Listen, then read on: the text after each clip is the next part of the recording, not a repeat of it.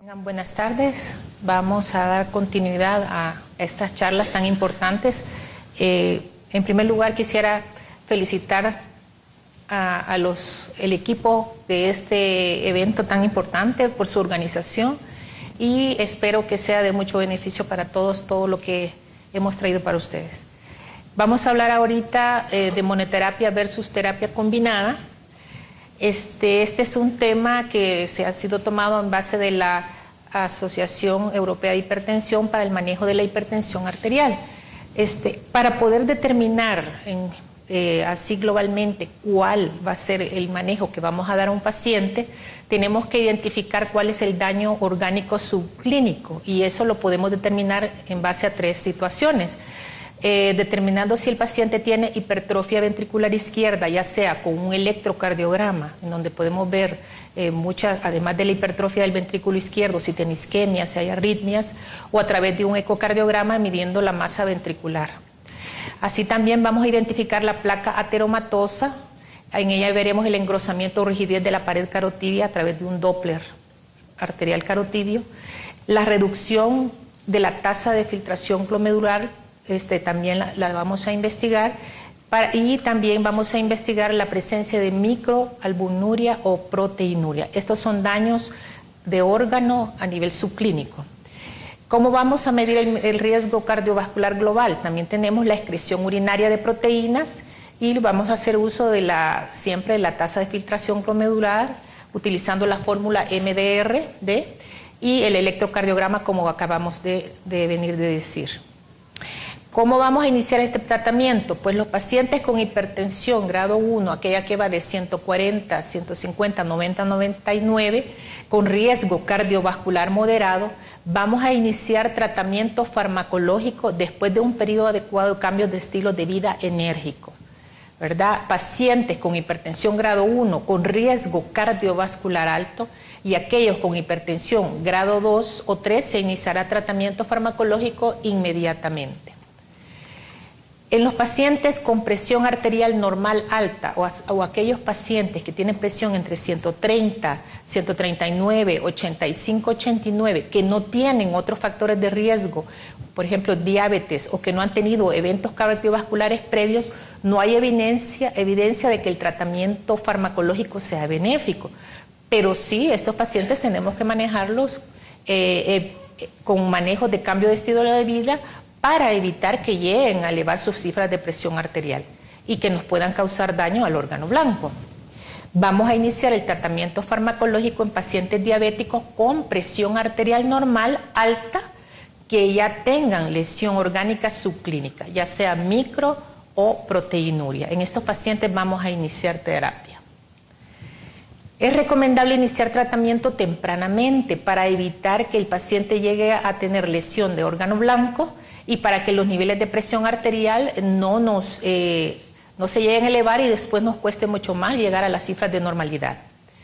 Estos pacientes con alto riesgo cardiovascular necesitan, porque el paciente que tiene su riesgo cardiovascular elevado, inclusive si llegamos a lograr manejar su presión arterial adecuadamente, el riesgo basal no va a disminuir debido a su condición.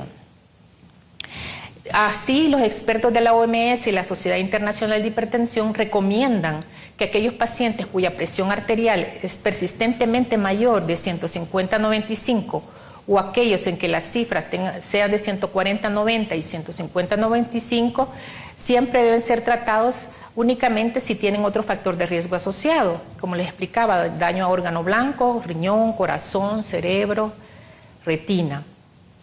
Luego, los objetivos terapéuticos de los diferentes grupos de pacientes con hipertensión arterial, aquí tenemos cuáles serían los objetivos a tratar. Por ejemplo, en la población general la presión arterial debe mantenerse menor de 140/90. Pacientes con diabetes y lesión orgánica debemos mantener la presión menor de 130/80.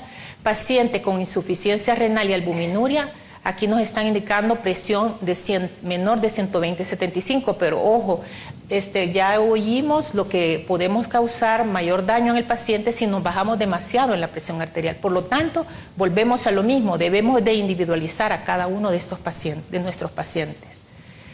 La reducción de la presión arterial a menor de 140/90 en todos los pacientes con hipertensión es la meta, no importa el nivel de riesgo, tenemos que tener una presión arterial abajo de ella.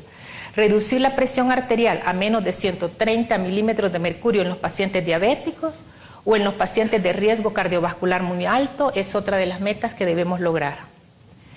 Hay una reducción progresiva de los eventos cardiovasculares al reducir la presión arterial sistólica hasta 120 y la presión diastólica hasta 75. Aquí también tenemos que tener mucho cuidado.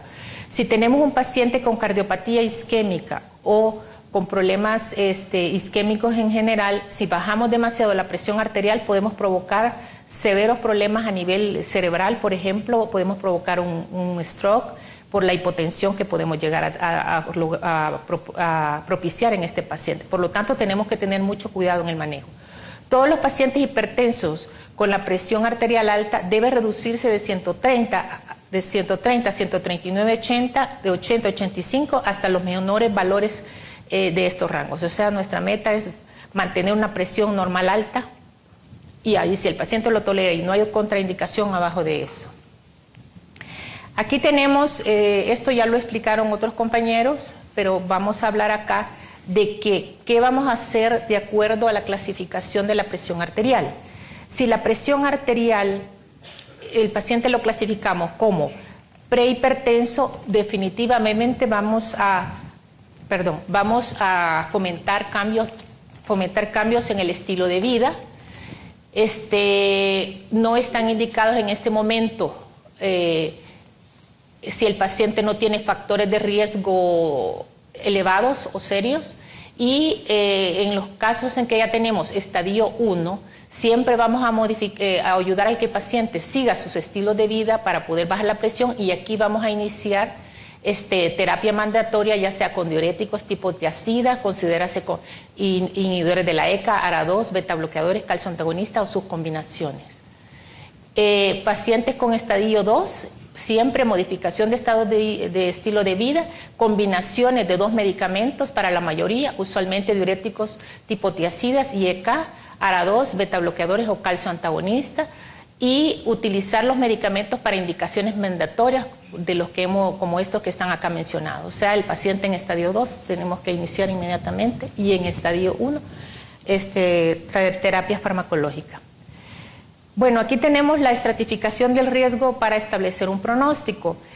Realmente nosotros tenemos que ser flexibles en cuanto a cómo vamos a clasificar a nuestro paciente, pero tenemos que tomar en cuenta de que la presión arterial normal alta, dependiendo de los factores de riesgo en el cual el paciente se encuentre.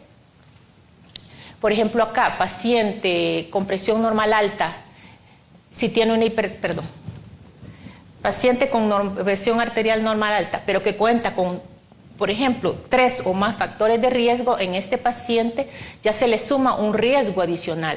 Por lo tanto, estos pacientes tenemos que iniciar tratamiento. Por eso, todo depende de los factores de riesgo que estén asociados a nuestros pacientes para poder iniciar tratamiento. Y así sucesivamente, de acuerdo a los niveles de valor de presión arterial. En este caso tenemos la guía de manejo de hipertensión arterial, en el cual, ¿qué es lo que nos indican? Si tenemos un paciente que presenta elevación arterial leve, con riesgo cardiovascular bajo o moderado, podemos llegar a la meta de la presión con terapia convencional. Podemos utilizar un medicamento único a baja dosis. Si no se alcanza la meta de la presión arterial, podemos iniciar agente a dosis más alta y si no hemos logrado la meta, podemos hacer combinación de 2 a 3 drogas a dosis completa. En cambio, si este paciente a baja dosis no logró la meta, podemos cambiar a otra droga con a dosis bajas y y si no logramos la meta, aún no está alcanzada, pues vamos a la combinación con 2 o 3 drogas a dosis completa, o podemos usar la dosis completa con monoterapia. En este otro lado tenemos acá una paciente con marcada elevación de presión arterial con riesgo cardiovascular muy alto y el objetivo de la presión arterial no lo hemos, tenemos que lograrlo, entonces, ¿qué vamos a hacer? Iniciamos combinación de 2 drogas a dosis bajas. Si no hemos alcanzado la meta, vamos a dar una combinación de estas dosis de drogas a dosis alta y podemos, si no lo logramos aún, podemos adicionar una tercera droga a dosis bajas. Y si aún así no logramos nuestra meta, vamos con una combinación de 2 o 3 drogas a dosis completa.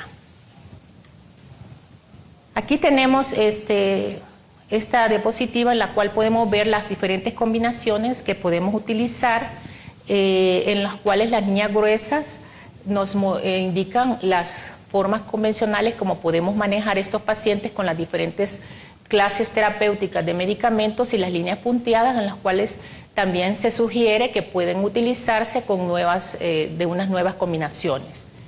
Aquí tenemos diuréticos tiacídicos, tenemos los beta bloqueadores, alfa bloqueadores, inhibidores de la ECA, calcio antagonistas y antagonistas de receptores de angiotensina.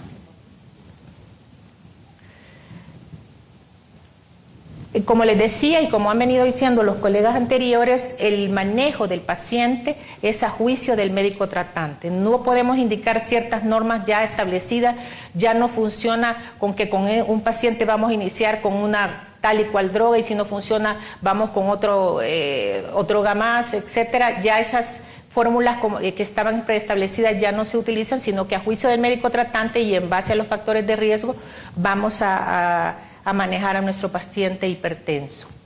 Ahora, para la selección del medicamento que vamos a utilizar, pues contamos con los diuréticos, inhibidores de enzima de convertidora de angiotensina, bloqueadores receptores de angiotensina 2, bloqueadores del canal del calcio y beta bloqueadores. No hay diferencia significativa en la capacidad para reducir, de acuerdo a los estudios establecidos, para reducir la presión arterial. Lo importante es reducir la presión arterial en nuestro paciente, no importa con qué droga vamos a iniciar. Por supuesto, vamos a ver en cuáles pacientes tienen indicación ciertas drogas y cuáles pacientes no pueden ser utilizados otros de estos tipos de drogas. No hay evidencia que difieran en su capacidad entre estas clases de medicamentos para proteger contra el riesgo cardiovascular global o contra eventos específicos como infarto al miocardio o ACV.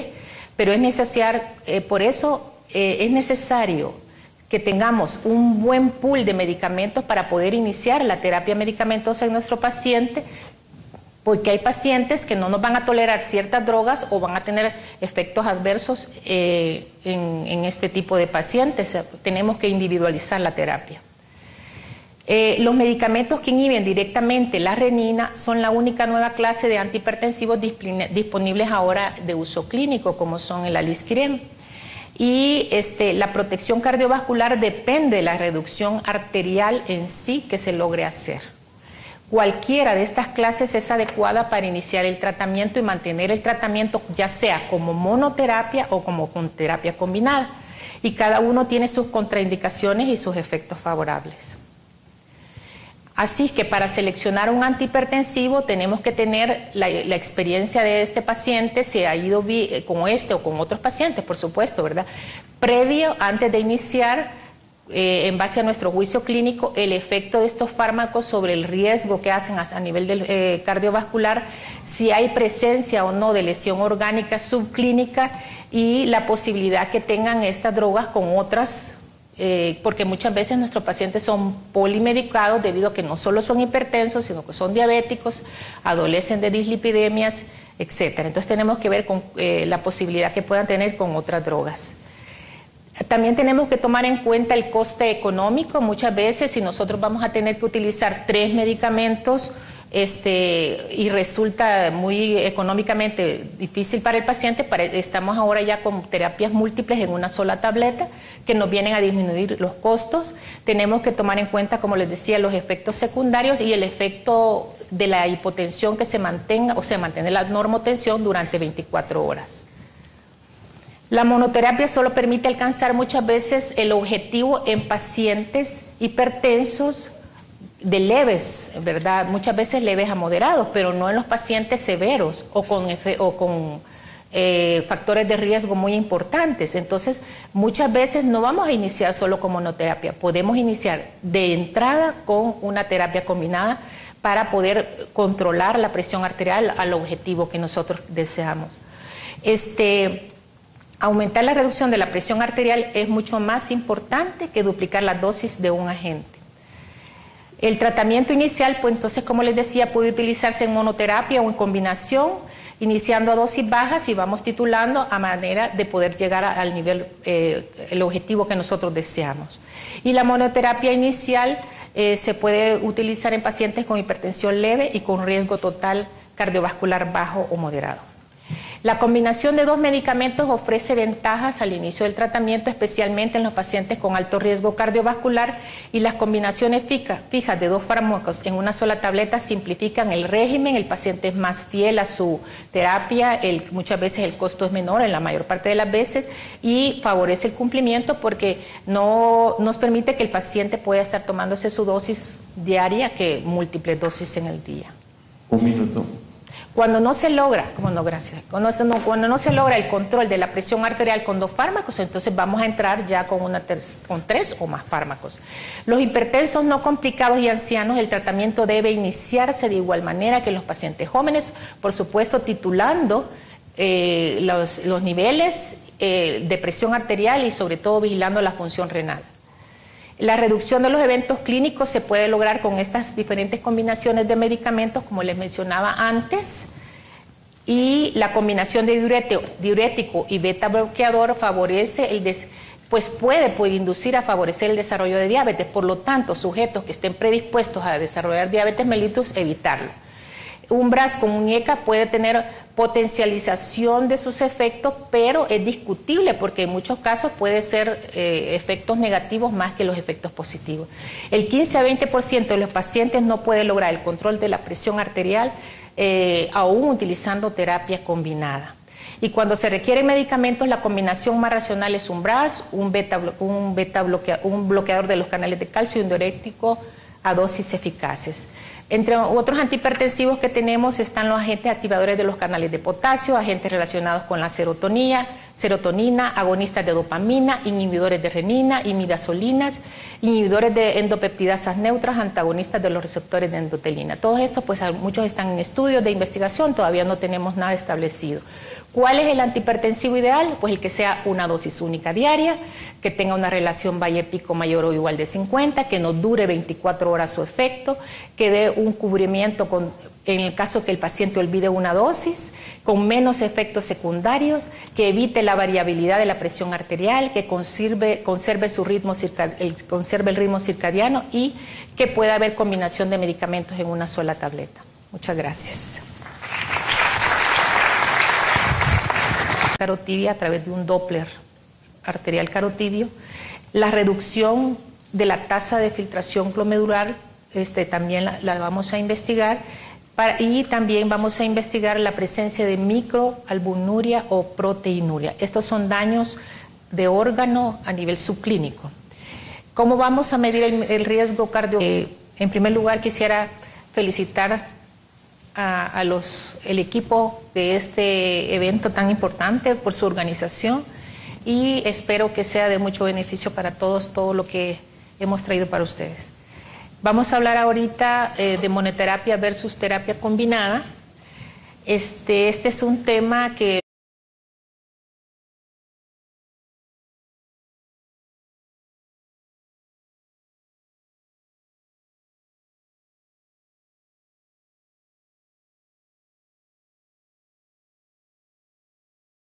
buenas tardes, vamos a dar continuidad a estas charlas tan importantes, determinando si el paciente tiene hipertrofia ventricular izquierda, ya sea con un electrocardiograma, en donde podemos ver además de la hipertrofia del ventrículo izquierdo, si tiene isquemia, si hay arritmias, o a través de un ecocardiograma midiendo la masa ventricular.